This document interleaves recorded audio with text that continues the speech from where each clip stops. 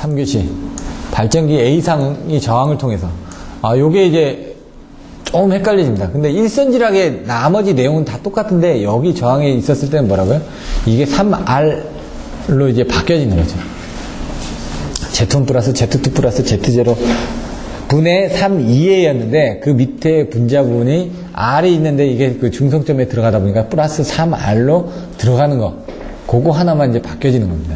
근데 이게 시선이 지락 났을 때는 또 틀려지거든요. 그거 하나만 바뀌어지고 나머지 형태는 다 똑같습니다. 그러니까 일선 지락에서 계산하던 것처럼 A상의 지락이 났습니다. 그러면 지락 전류가 다 그쪽으로 빠져나가죠. 그러니까 IB하고 IC는 0입니다. 거기서부터 이제 유출해가지고. 그러면은 VB, VC 모릅니다. VA는 0이라는 걸 알죠. 일단은 기준 조건으로 그렇게 해서 나가야 되는데 VA가 0이 아닙니다. 왜?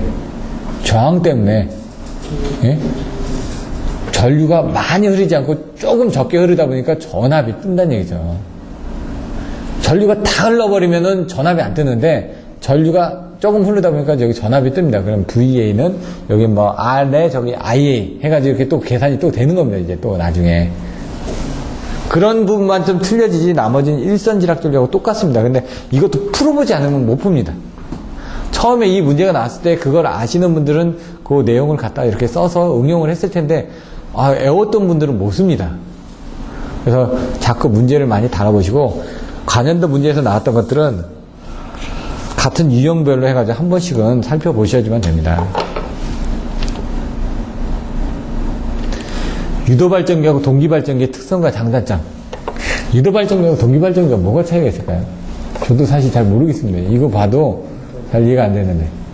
유도발전기는 고정자와 회전자가 객부에 의해서 일정한 격차를 두고 회전자가 발생되고요. 네. 동기발전기는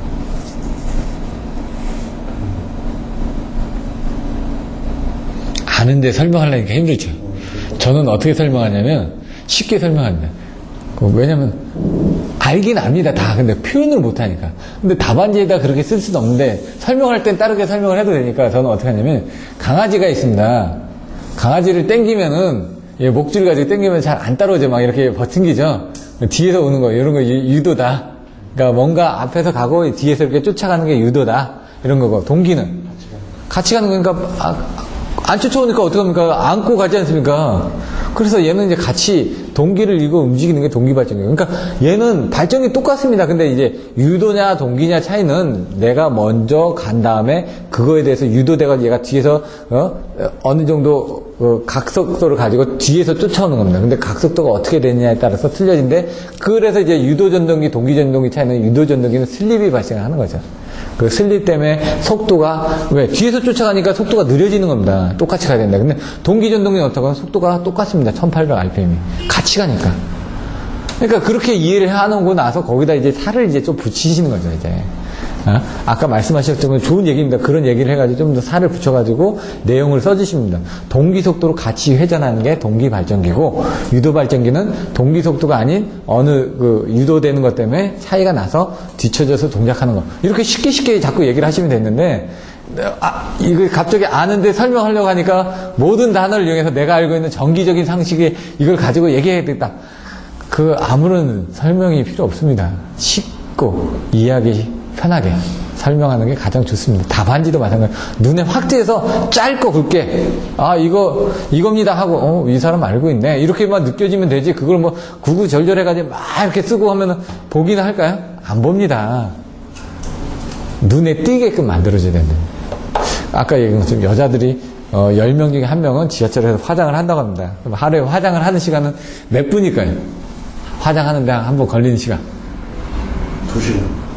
이거 좀 많이 공을 들이시나 보네요. 보통 한 30분 정도 걸린다고 합니다. 그러니까 여자들이 힘든 게 그겁니다. 맨날 일어나서 씻고 화장 지우고 이렇게 하고 가면서 이제 우리보다 30분을 못 자는 겁니다. 남자들이 일어나서 얼굴만 씻고 그냥 말죠. 화장해야 되니까. 그래서 지하철에서 열심히 화장하고 옆에서 보면서 별로 이쁘지도 않은데. 예? 그럼 여자들이 쓰는 화장품의 개수는 몇 개나 될까요? 예? 예? 3, 40개랍니다. 3, 40개. 저도 그거 보고 놀랐습니다. 우리 와이프도 그렇게 되나? 몇 개 안 되는 것 같아. 한 10개 정도 되는 것 같은데. 뭔지도 모르겠습니다. 근데 이제 3, 40개라고 그러더라고요. 평균 그 성인의 딱 일부 그 젊은 여성들 기준으로. 아까 이제 우스갯소리로 하려고 이렇게 좀 봤는데, 그냥 잠깐 머리 식히는 거죠, 이럴 때. 이런 것도 있구나. 왜? 전기 이거 계속 머릿속에 집어넣으면 어렵지 않습니까? 잠깐 머리도 식히면서 공부하셔야 되니까. 감시 제어 시스템에 요구되는 특성. 이 시스템의 하드웨어와 소프트웨어 구성에 대해서 간단하게 기술하죠. 이거 제대로 쓸 수 있는 사람이 있을까요? 처음에 보고 나서 우리는 강전인데 이건 소프트웨어잖아요. 이건 뭘 물어보는 걸까? 스카다를 물어보는 걸까? 이제 EMS를 물어보는 걸까? 뒤에 또 보시면 EMS가 또 요 다음에 또 나옵니다. EMS 부분이. 근데 여기서 이제 물어본다 보면 이제 EMS, 스카다 이런 개념이 되는 거죠. 우리가 감시 제어 시스템이라고 되어 있으니까. 발송배전에서 감시 제어하기 위한 부분이 뭐가 있습니까? 변전소에 있는 차단기라든가 뭐 이런 것들을 감시하는 거죠. 변압기라든가 이런 선로라든가 이런 것들 감시하는 거죠. 그래서 변전소 단위에서 감시를 하다 보니까 이제 스카다 레벨이 되는 거고, 그거를 전국 단위로 감시를 하다 보니까 EMS 기능이 되는 거고, 배전 선로 쪽만 따로 감시를 하다 보니까 배전 자동화가 되는 거고, 이런 식으로 되는 거죠. 선로 쪽만 보는 게 배전 자동화, 그 다음에 변전소 단위로 보는 게 그 변전소 자동화, 그 다음에 우리나라 전체를 보는 게 그게 이제 EMS가 되는 거고, 에너지 매니지먼트 시스템이 되는 거고. 그래서 그걸 할 때는 하드웨어는 뭐가 있어야 되느냐? 통신하는 장치들이 있어야 되겠죠. 뭔가 통신하는 장치들. 그리고 컴퓨터가 있어야 되겠죠. 서버가 있어야 될 테고. 데이터를 주고 받을 수 있는 뭔가 입력과 출력 부분이 받아들일 수 있는 그런 디지털 I/O 부분을 가지고 있는 장비들이 있어야 될 거고요. 소프트웨어는 그거를 전송해서 받아서 뭐 표현해 줄 수 있는 뭐 화면에다 보여주기엔 HM의 종류들이 여러 가지가 있겠죠. 뭐 그런 것들에 대해서 간단하게 기술하라고 되어 있는데, 이제 그냥 저는 이제 답안지 정도로만 보고, 근데 와닿지는 좀 않습니다. 뭐 스카다 레벨에서 뭐 많은 부분 한다든가 그런 게 아니니까. 이런 것들은 시사성 문제이기 때문에 그래도 똑같이 또 나온다 그러면 여기 있는 모범 답안을 쓸 수 있게끔은 해주셔야 되겠죠. 요것도 10점짜리, 요것도 10점짜리인데 그 두 개를 갖다 놓고 25점짜리를 물어봤습니다. 그럼 25점짜리 맞게끔 더 써줘야 된다는 얘기죠. 한 문제 한 문제는 10점짜리입니다. 따로 나올 수 있는. 가공 송전 철갑에서 옵셋은 왜 할까요? 잘해놨죠. 예? 아니요. 이게 사고가 났던 건전상 그래서 아까 슬리트 점프 같이 탈락해가지고 이게 수화 현상이라든가 이게 튀어 올랐을 때 상단 접속을 방지하기 위해서 옵셋을 주는 겁니다. 내용에 그렇게 또 나가시니까. 지중 성전 케이블에서 옵셋은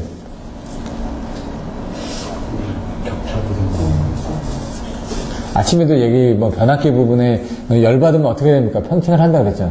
케이블은 팽창 안 할까요? 케이블도 열받으면 팽창합니다. 예? 그래서 얘가 지금 신축과 수축을 반복을 하다 보니까 거기서 발생하는 피로 현상을 흡수하기 위해서 옵셋을 주는 겁니다. 그래서 우리들은 어떻게 하죠? 전력구에서는 스네이크 배설을 하지 않습니까? 근데 케이블 안에서는 ELP 간에 그냥 이렇게 들어가 있기 때문에 스네이크 배설이라는 게 없습니다. 그러니까 거기서 약간 유격은 있겠지만 어떻게 합니까?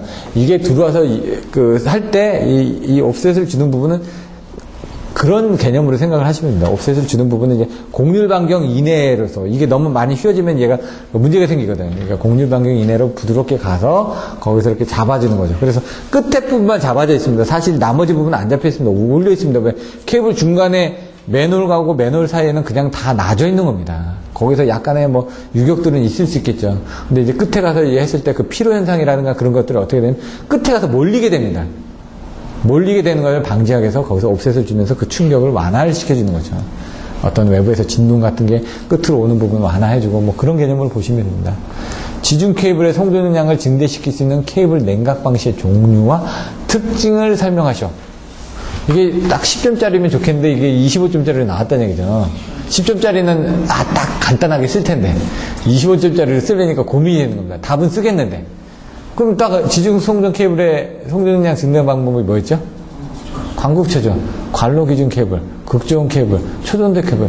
그렇게 세게 쓰고 그림 그리고 딱 하면 한 페이지인데 이걸 25점짜리를 딱 써야 되니까 냉각 방식이 나오네, 이게 또. 냉각 방식.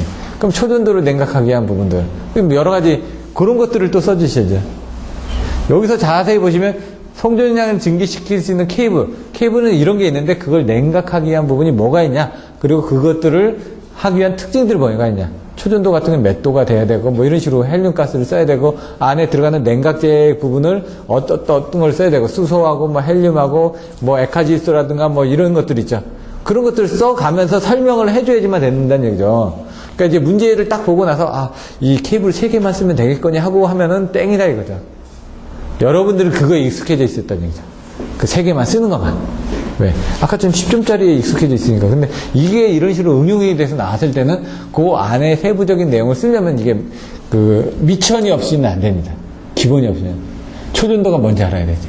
거기에 사용하는 가스가 뭔지 알아야 되죠. 그걸 썼을 때 어떤 문제점이 있는지 알아야 돼요. 냉각을 시키려면 뭐 온도를 유지를 해줘야 되겠죠. 그럼 냉각 장치들을 뭘 써야 되는지 이런 것들이 있을 거고. 그럼 냉각 장치가 또 있어야 되겠죠. 뭐 이런 것부터 시작해서. 그 전달 매체가 있어야죠. 왜? 열을 뺏어야 되니까. 냉각을 시키면 열을 뺏어야 되는 거예요. 에어컨이 그거 아닙니까? 사실. 열을 뺏고 나서 하는 부분이니까 그런 내용들. 그리고 그걸 하기 위한 뭐 재질 자체에 대한 특성들이 또 있을 거고. 1호사 이상 변전소에 적용하고 있는 모선 구성의 종류. 아까 설명드렸죠? 모선은 뭐다? 전력의 집중과 배분이 이루어지는 도체다. 그리고 이 모선에 대한 구성은 단모선, 복모선, 환상모선으로 저는 그렇게 얘기를 했는데, 그리고 나서 나머지 부분은 복모선 안에다 이중모선, 1과 2분의 12모선, 2부 스타일 모선, 뭐 4부 스타일 모선, 뭐 이런 개념을 해서 정리를 했습니다. 모선 형태는. 근데 여기는 25점짜리에서 그렇게 쓰면은 안 되고, 그림을 그려주고, 거기에 적용 시에 장단점들, 그런 것까지 딱 써줘야 되니까, 키워드까지는 딱 되는데, 문제는 이 뒤에는 안 그려보니까, 안 써보니까 안 되는 겁니다. 그래서 이제 가장 좋은 거는 시험을 보는 겁니다. 어쩔 수가 없이. 시험을 보고 내가 알고 있는 걸 딱 표지 안에 적용을 하다 보면 내가 부족한 부분을 발견하게 됩니다. 그래서 그 부분을 어떻게 할까? 나중에 덧칠을 하는 거죠. 그림을 그려놓고 마음에 안 들면 어떻게 합니까? 위에다 덧칠을 해야죠. 근데 그림을 많이 그려봐야지 덧칠하는 횟수도 줄어들 거 아닙니까? 그게 문제라는 얘기죠. 그림을 많이 그려볼 시간이 없으니까. 자, 여러분들이 시험을 좀 모의 시험을 지금 여기도 30분씩 보시는데 30분씩 보실 때 요 문제 간단하게 쓰고 거기에 대해서 키워드 정도만 딱 써보시라는 얘기죠. 이 문제가 나왔을 때 지금 제가 설명드렸던 것처럼 이런 식으로 답안지를 쓸 거야 라고만 일단 해보시고 그리고 나서 써보고 안 되면은 그거를 부족한 부분 채워 넣으시면 됩니다. 사교시. 자, 딱 이렇게 한 페이지 나눴습니다. 교류 가공 송전선의 코로나 방전은 어떤 현상이죠? 전선 표면에 근처에 공기 저절이 파괴되면서 일어나는 엷은 소리, 그 연암 빛을 발생되는 현상. 예, 맞습니다. 전선 주변에 공기의 절연이 파괴되어 그 다음에 엷은 빛이나 소리를 내면서 방전하는 현상 이런 식으로 자꾸 하다 보면은 이제 말로 하면서도 지금 키포인트는 나오는데 간략하게 그리고 빠른 시간에 키포인트가 뭐냐 이거죠. 엷은 빛이나 소리도 나오고요. 공기 중에 절연이 파괴된 거거든요. 이런 것도. 근데 처음에 이제 전선 주변이라는 부분은 넣고 안 넣고가 이게 참 어감이 틀립니다. 공기 중에 절연이 파괴돼요. 맨날 그렇게 얘기했는데 전선 주변에 공기 중에 절연이 파괴되어 하고는 말이 틀립니다. 그래서 그런 것들을 이제 딱 키포인트가 되는지를 딱 얘기를 해주면 더 좋겠다. 활용점정이라고 그러죠. 얼굴 딱 해놓고 여기 점 하나 딱 찍었더니 이 사람이 살아나는 겁니다. 고소영이 여기 점 하나 딱 있는데 이게 매력점 아니니까 이런 것들이 그 사람의 메이커가 된다는 얘기죠. 여러분들도 여러분만을 어필할 수 있는 뭔가를 만드셔야 되는데 그게 잘 안 돼서 그런 겁니다. 다 똑같이 썼는데 나 똑같이 보고 베꼈는데 왜 점수 안 나와? 어필이 안 되니까요. 눈에 안 보이니까. 똑같이 쓴 거는 여러분이 보기엔 똑같이 썼다고 생각하는데 보는 사람 입장에서는 틀린 겁니다. 그러니까 똑같은 옷을 입어도 분위기가 틀리거든요. 여자들 지나가면서 똑같은 옷을 입는데 나 이렇게 예쁜 옷 입고 그러는데 왜 나 안 찾아봐? 분위기가 아니거든요. 뭐 딱 물론 이제 몸이 뭐 쭉쭉빵빵으로 딱 옷을 똑같이 입었다는 건 몸매는 비슷할지 모르지만 딱 눈이 가는 사람이 있다, 분위기가. 뭐 장신구를 하나 했다든가, 아니면 머리에 했다든가, 뭐 이런 식으로. 머리가 좀 길다든가 짧다든가. 옷은 똑같아도 차이가 있을 거 아닙니까? 그럼 뭐 안에 핸드백을 하나 더 들었다든가, 뭐 이런 식으로 보는 거죠. 아니면은 뭐 웃음소리를 한번 낸다든가, 그럼 한 번 더 돌아보게 되죠. 아니면 단추를 하나 풀었다든가, 이런 식으로. 눈에 띄는, 똑같은 옷이라도 뭔가 다르게 바꾸는 겁니다, 지금. 그게 힘들기 때문에 그것들을 여러 사람들의 답안지를 보면서, 아, 요건 이렇게 바꾸니까 내가 보기 좋은 건 다른 사람도 보기 좋은 거거든요. 내가 보기 힘든 건 다른 사람도 보기 힘듭니다. 자꾸 하고 돌아다니면서 옆에서 보는데, 아, 모범 답안대로 쓰셨네 하는데 제가 뭐라고 얘기를 못 합니다, 이거는. 답안지를 쓰고 난 다음에 그걸 고쳐가야 되니까. 근데 간혹 보다가 요건 좀 아닌 것 같다고, 요거는 요거보다는 이렇게 쓰는 게 어떨까, 이렇게 이제 제가 보기에 아, 요거 조금만 바꾸면 더 좋게 써 보일 것 같다 그러면 그런 부분은 안내를 해드립니다. 그리고 본인들이 먼저 이제 앞장서서 딱 얘기를 해주시고. 아까 질문도 이제 많이 들어왔는데 보니까, 아, 이 질문들은 저도 생각을 안 했던 질문들입니다. 아, 저도 이렇게 키워드만 보고 여기 답안지까지만 썼고 이건 왜일까, 이렇게 깊숙이 안 들어갔다는 부분을 딱 질문하실까, 저도 생각이 되는 거예요. 나도 생각을 못 했었는데. 그러면 이제 그분은 이제 더 깊숙이까지 이제 생각을 하는 거죠, 연결해서. 근데 그게 아닐 수도 있습니다. 솔직히 말씀드리면 그런 것까지 필요가 없을 수도 있습니다. 근데 제가 보고, 아, 이거 필요하겠다 싶으면 설명드리고, 아, 이거는 제가 보기에는 그냥 여기에 드리는 시간보다는 차라리 그냥 모르고 넘어가셔도 상관은 없을 것 같습니다. 그냥 그렇게 얘기를 합니다. 왜? 시험에 나와서 그걸 쓴다, 안 쓴다, 점수가 10점 차이가 나는 게 아니거든요. 그거 하는데, 뭐, 모르면 모르는 대로 넘어가도 그냥 됩니다. 그게 중요하지 않다라고 생각하면. 왜? 저는 그렇게 생각하거든요. 60점만 맞으면 되니까. 물론 이제 따고 나서는 그다음부터는 기술사로서의 어떤 역할 때문에 어떻게든 답변을 해야 되겠죠. 물론 이제 그게 어떻게 보면 나쁜 점이 될 수도 있습니다. 너무 깊이 있게 안 들어가는 게. 근데 깊이 있게 들어가서는 공부를 할 수 있는 시간이 한정되어 있습니다. 과감하게 버릴 건 버리고요. 그다음 빨리, 많이, 자주 해가지고 많은 내용을 습득하시는 게 제가 보기엔 더 좋을 것 같습니다. 뭐 이미지 하나하나에 이걸 똑같이 베끼겠다, 이거 절대 필요 없습니다. 여러분들이 가져갈 수 있는 것만 해서 여러분이 쓸 수 있는 것만 쓰시면 됩니다. 그렇게 해서 여러분들이 받을 수 있는 점수만 받으면 됩니다. 남들하고 똑같이 받지 않는데 대신 이제 문제가 여러 개가 있으니까 거기서 다른 데서 보상을 받으면 됩니다. 남들 10점 받을 때 저 8점 맞았습니다. 상관없습니다. 남들 6점 맞는 거 제가 8점 맞으면 되거든요. 그러면 어떻게 합니까? 남들이 못 쓰는 문제를 써야 되니까, 그때는 이제 내가 가져갈 수 있는 문제를 많이 가져가야 되니까. 그리고 그거 썼다고 해서 채점자들이 점수 많이 줄 것 같습니다. 아닙니다. 여러분들이 모르는 건 채점자도 모릅니다. 일단 그렇게 생각하셔도 됩니다. 여러분들이 힘들어하는 건 채점자들도 안 보고 넘어갔을 수도 있습니다. 그 사람들이 보는 부분 전체적인 윤곽을 보고 한눈에 싹 들어오는 것만 보기 때문에 거기에는 수치, 뭐 계산시 이런 거 보는 게 아니라 뭐 어떤 부분이 이게 맞냐 이렇게 해가지고 매칭돼서 전체적인 분위기로, 아, 이 사람이 뭔가 알고 있고 뭔가 나한테 표현하고자 하는 부분이라는 것만 어필해주면 되지, 그 세부 사이에 이런 부분은 별로 필요가 없을 것 같습니다, 솔직히. 그래서 고장률을 계산하다가도 제가 답을 내오십시오, 흐름을 내오십시오 하는 부분이 거기서 막히면 안 되거든요. 과감하게 뛰어넘어가서 중간에 넘어가는 겁니다. 그러면 그 사람들, 아, 애웠는데 딱 보니까 뭐 답은 나왔어. 그럼 기본적인 점수는 준다는 얘기죠. 진짜 막히는 경우가 있는데, 제가 옛날에 단락줄리 계산을 달달달달 해가지고 다 외웠는데 시험에 나왔습니다. 자신있게 첫 번째 썼습니다, 계산 문제를. 중간에 딱 한 페이지 쓰고 나니까 막히는 거죠, 중간에. 거기서 5분이 흐르더라고, 5분이. 그걸 생각해내려고. 결국 나중에 생각은 나서 썼습니다. 근데 페이스가 흔들려 버린 겁니다. 치고 나가야 되는데 중간에 멈춰버리니까 이거 안 되고 하다가 어떻게 합니까? 그 다음에 안 되겠다고 5분 하다가 놔버리고 그 다음 페이지로 넘겨놓고 그냥 쓰는 겁니다. 쓰고 나서 나중에 보니까 생각이 나더라고요. 그래서 그 다음에 썼는데 여기서 이제 5분이라는 시간은 큰 거죠. 뭐 생명 살릴 때도 5분 안에만 심폐소생술을 하면 50%는 확률이 높아진다면서요.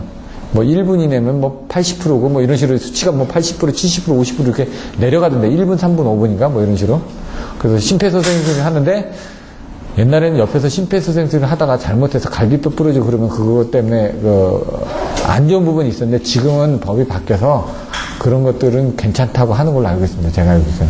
그래서 옛날에는 심폐소생술을 한다. 그러면 죽었으니까 안 하죠. 옆에서 저 사람이 안 해가지고 죽었다 이런 식으로 막 소송 걸고 그랬습니다. 왜? 죽었으니까 해봐야 필요 없거든요. 근데 지금은 어느 정도 구호 노력을 해도 그게 법적으로는 면책하는 식으로 이게 바뀌었습니다. 그러니까 뭐 갈비뼈가 부러져, 이게 왜냐면 애들은 이제 누를 때는 옆으로 눕혀놓고 이제 여기서 이렇게 등을 눌러가면서 이제 하는 거고, 앞을 누르면 갈비뼈가 부러지니까 이렇게 갈비뼈가 돼 있으니까 뒤에를 이렇게 받쳐가 주면서 이렇게 하는 부분들이 있고요. 아주 애들은. 근데 어른들은 보시면은 가운데 심장하고 옆에 가운데 부분을 뭐 2번 불고 그다음에 30번 하고 뭐 이렇게 2번 불고 30번 하고 뭐 이런 식으로 그런 것들도 있거든요. 왜?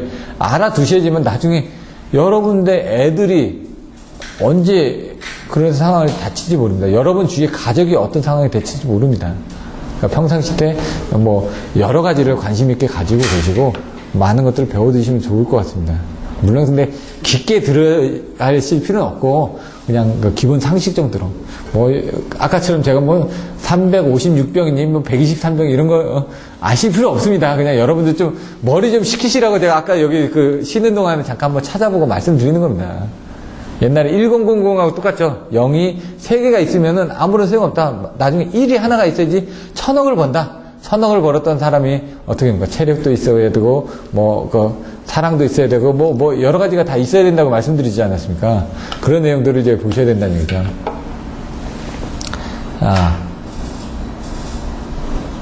방지 대책이 뭐가 있을까요? 코로나 방지 대책. 복표가 예방. 그럼 복은 뭐죠? 복두체. 복표. 표면을 맺기. 그 다음에 가성근구 개량. 이격거리 증대. 아킹온 아킹이. 반도체 유약. 이제 반도체 유약인데 이거를 지금 케이블 쪽에 가서 케이블에도 반이 나오거든요. 그럼 그 반 부분을 거기 가서 반도체 유약으로 쓰시는 부분이 있는데 그건 아닙니다. 케이블에서 반도전층을 균일하게 합니다. 이런 게. 왜냐면, 키워드만 외우다 보면은 나중에 이게 반도체 유약인데 가서 제가 옛날에 한번 실수를 한 적이 있어서 제가 실수를 했던 경우를 다시 실수 안 하거든요. 그거는 머릿속에 집어넣고 있습니다. 내가 실수했던 거. 그래서 답안지를 쓸 때도 마찬가지로 이렇게 실수를 막 하고 해놔야지만 그 다음에 틀리는 거죠. 틀리지 않고 쓸 수가 있는 거죠. 죄송합니다. 이게 말이 가끔 빠르다 보면 실수하는 경우가 있어가지고 저도. 자. 배전자동화 시스템, 기능, 목적 이렇게 냈는데 기능 부분은 한데 목적이 뭐가 있을까요? 목적. 요건 잠깐 써볼까요?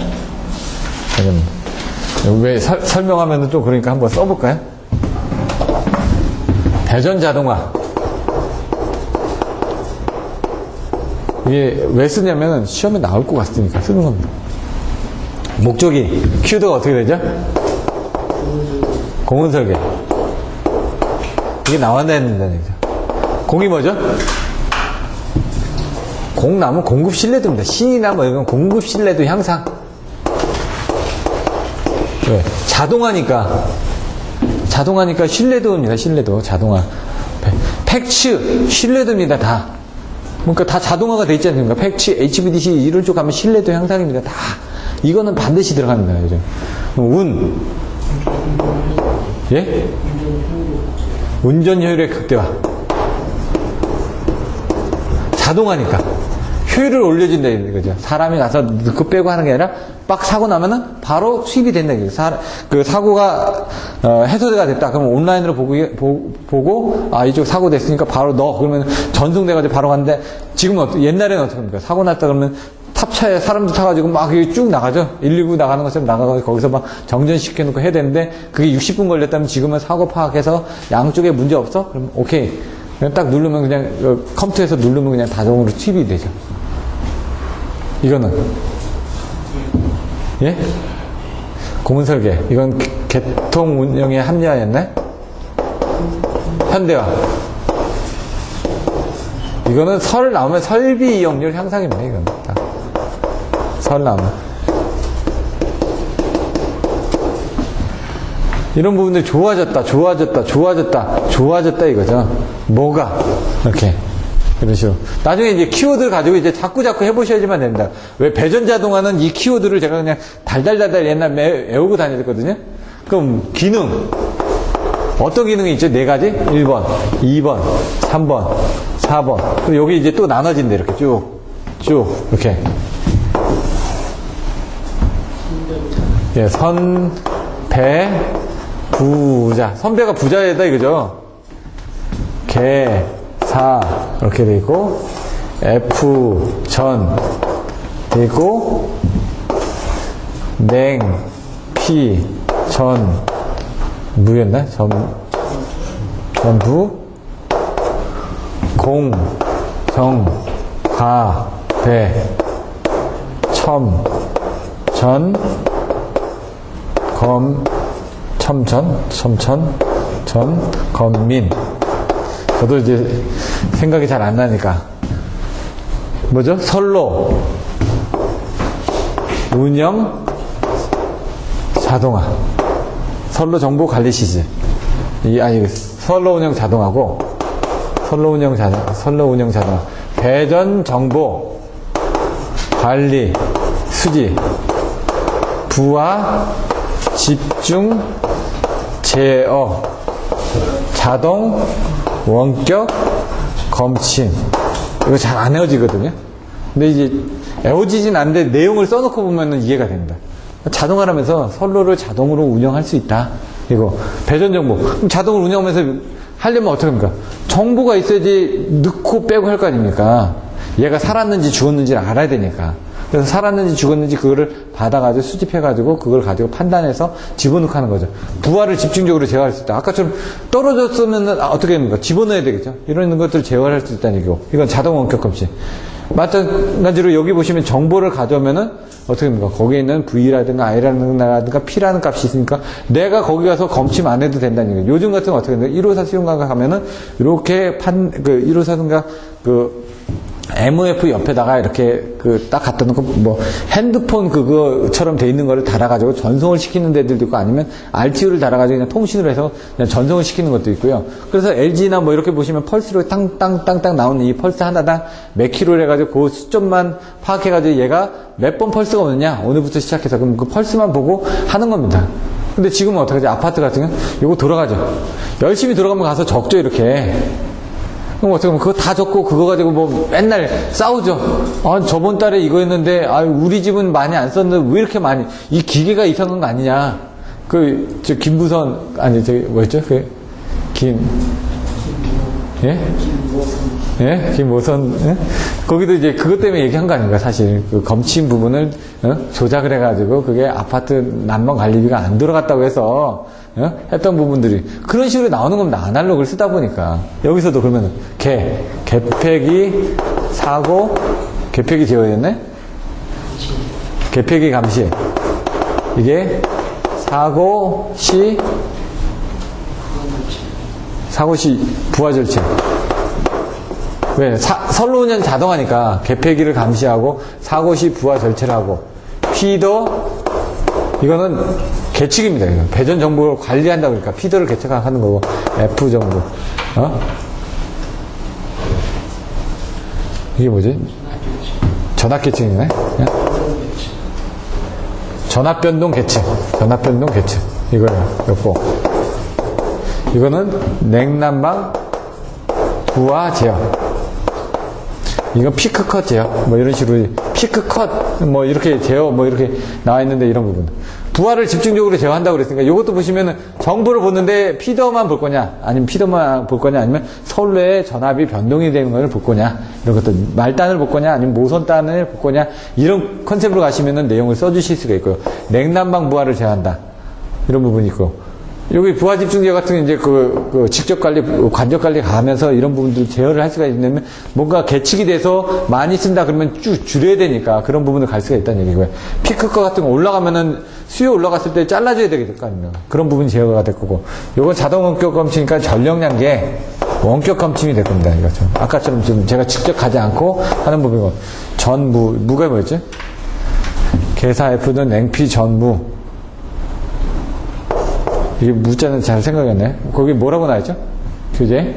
없습니까? 이따. 수요 실시간 측정이라고 나와 있어요. 예? 수요가 수요 실시간 측정이라고 나와 있어요. 그래요? 냉피 전무였었는데 내가 뭐를 물어야 하는지 모르겠네. 하여튼 그렇게 보시면 되고, 이거는 선로 운전 자동을 하면 뭐가 된다고요? 이거 공이 나면 공급 신뢰도가 향상이 된다.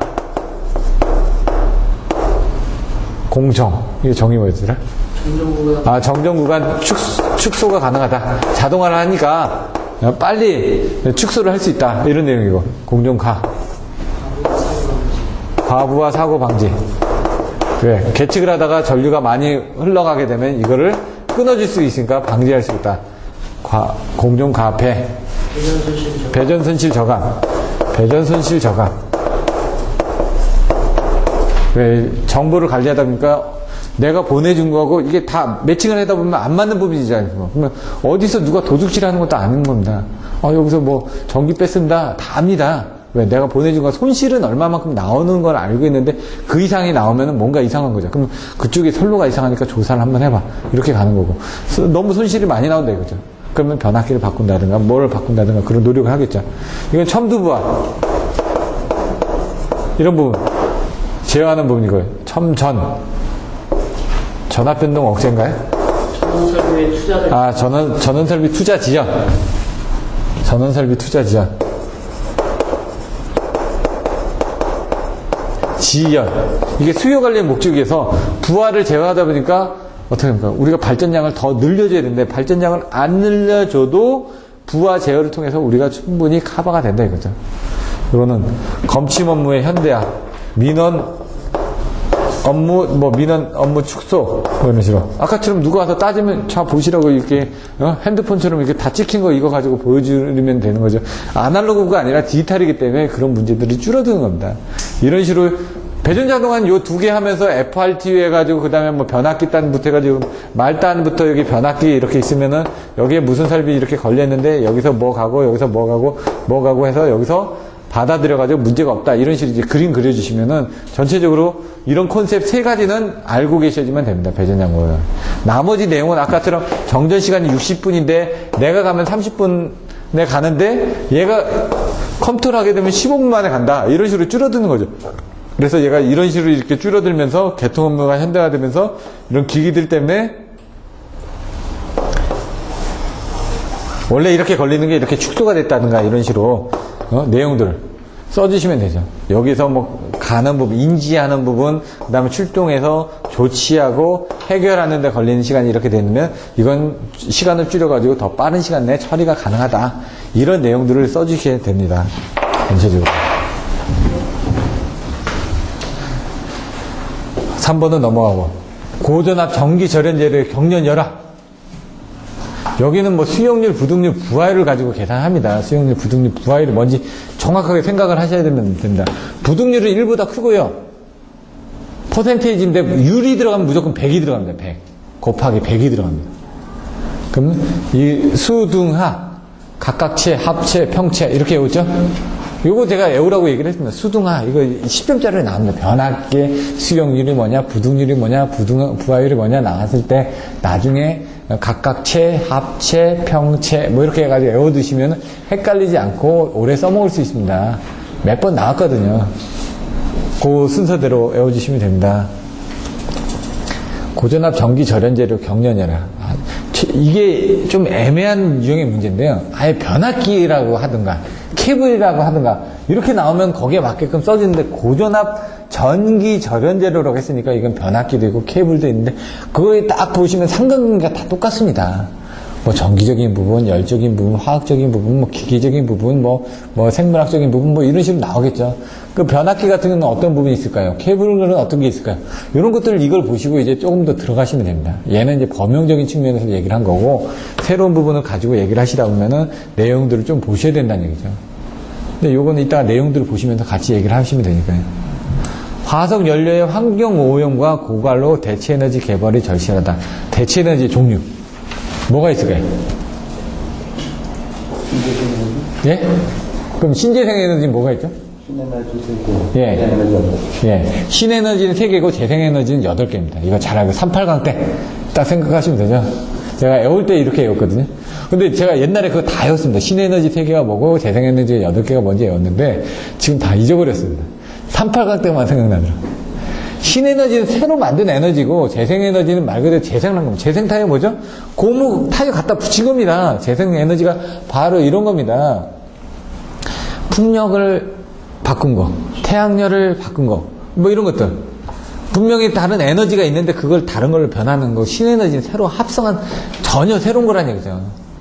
여기 지금 그 신에너지, 재생에너지 이렇게 설명이 안 돼 있고 여기서는 풍력이 뭐다, 저게 뭐다 이렇게 나와 있거든요.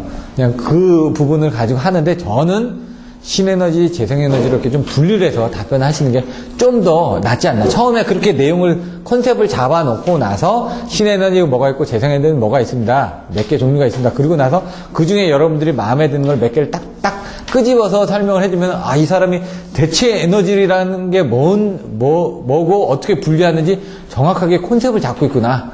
이렇게 이해를 하실 겁니다. 전력계통의 안정된 향상대체. 뭐가 있죠? 예, 리전 충익기, 리액턴스 저감, 전압 변동의 억제, 충격의 저감, 그 다음에 입출력 변동의 억제, 기타. 이렇게 되는데, P는 X분의 2S, 2R 사인 세타에서 약간 애매한 부분들이 있는데, 뭐 시간적인 관계도 들어가는데, 예를 들어, X 부분은 리액턴스 저감입니다. 그래서 거기서 단건 변압기를 채용한다든가, 단락 용량을 증대를 한다든가, 복도체를 사용한다든가, 직렬 콘덴서를 이용한다든가, 기기의 임피던스를 증가하다든가, 회선수를 증가하다든가 해가지고, 리액턴스를 줄여주는 방법에 대해서 얘기를 하고 있고요. 전압 변동의 억제에서는 전압을, 억제역에서는 전압이 떨어진 거를 원래 전압대로 맞춰주는 부분에 중점을 두고 있습니다. 그래서 키워드는 승속중으로 외우라고 말씀드렸고, 승합을 시키거나 소공여자 방식을 사용하거나 중간저장 방식을 사용해서 뭔가 전압이 떨어졌을 때 원래 전압으로 올려주는 역할을 해야 된다. 이렇게 되어 있습니다. 그 다음에 리전 충격의 저감. 충격의 저감이라는 것은 내가 딱 세게 때릴 때 그걸 빨리 피하면 되겠죠. 이런 거하고 똑같습니다. 보호계전기가 고속도로 해가지고 사고가 났을 때 빨리 끊어지는 겁니다. 그럼 에너지가 좀 적게 전달이 되니까, 그러면 충격이 저감이 되니까 빨리 또 올라가니까 피가 빨리 올라갈 거 아닙니까? 내가 뭔가 잠깐 빼먹었습니다. 그러고 나서 그걸 보충을 해주면 조금만 빠졌으면 빨리 보충할 수 있는 거 아닙니까? 근데 많이 빠지면 안 되니까 빨리 차단을 해줘야 된다는 얘기죠. 그래서 고속도 재폐로도 해주고, 보호계전기도 고속도로 해주고, 이런 내용들이 그게 거기서 나오는 겁니다. 입출력 변동의 억제다. 이런 것들은 입출력이 이렇게 변동이 되지 않게끔 똑같이 얘가 증가하면 얘도 빨리빨리 쫓아가서 같이 움직여주더라. 그래서 이런 것들은 부하가 탈락이 됐습니다. 그럼 발전기에서는 어떤 현상이 일어날까요?